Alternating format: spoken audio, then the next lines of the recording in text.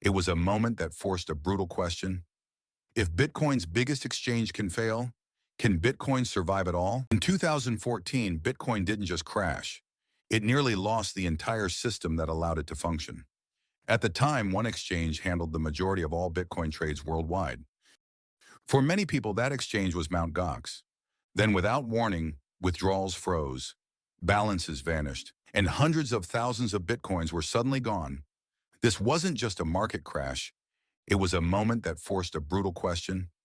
If Bitcoin's biggest exchange can fail, can Bitcoin survive at all? This is the story of the Mt. Gox collapse and why Bitcoin lived through its first real stress test. What Mt. Gox was. To truly understand the Mt. Gox collapse, you have to understand just how fragile the early Bitcoin ecosystem really was. In early 2010, Bitcoin wasn't regulated, insured, or protected. There were no standards for custody, no industry best practices, no clear legal framework. Most people didn't even understand how Bitcoin worked. They didn't know what private keys were. They didn't understand cold storage. And they certainly didn't expect exchanges to fail. Mt. Gox became dominant not because it was exceptional, but because it was early. And in early Bitcoin, being first was enough. By 2013, Mt. Gox handled over 70% of global Bitcoin trading volume.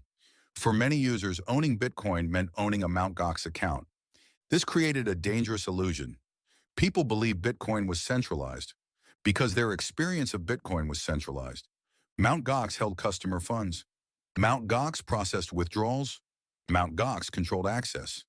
But internally, Mt. Gox was chaotic. Wallet management was sloppy. Accounting systems were outdated.